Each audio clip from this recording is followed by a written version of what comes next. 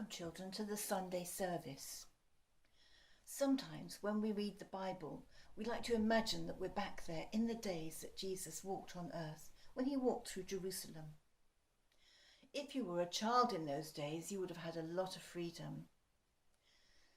Now, little Benjamin and David probably saw Jesus in the marketplace or the town, telling a parable maybe, or preaching, or perhaps even healing.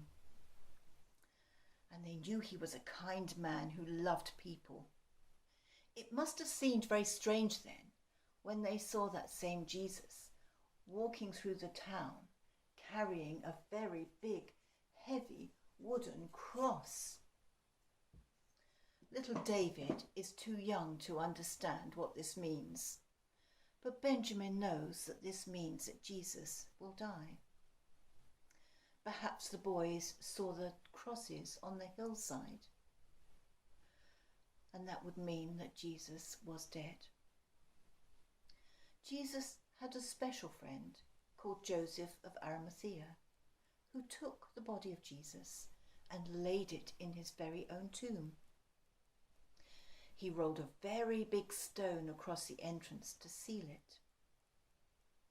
Now the following day was the Sabbath, so although everyone was very sad, everyone who loved Jesus was very sad, everyone rested and stayed at home. The next day, the third day, Mary and her friends came to the tomb. They had special oils and spices that they wanted to put on the body of Jesus. But when they came, what did they see? 2 angels, and the stone was rolled away. The angels said to them, "Why are you looking for the living with the dead? Don't you know that Jesus has risen, just as he said he would?" Well, Mary and her friends were so happy that they ran back to tell the disciples. The disciples were not sure whether this could be really true. But Peter jumped up and ran to the tomb.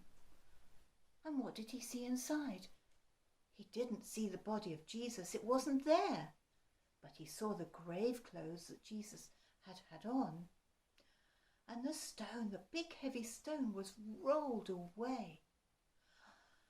This puzzled Peter so much. But then he realized that it must mean that Jesus is alive, and he ran back to tell the other disciples. So what does this mean for little Benjamin and David? What would they have made of this? I think if they'd seen it, they would have kept that in their hearts forever and perhaps grown to follow Jesus and to love him.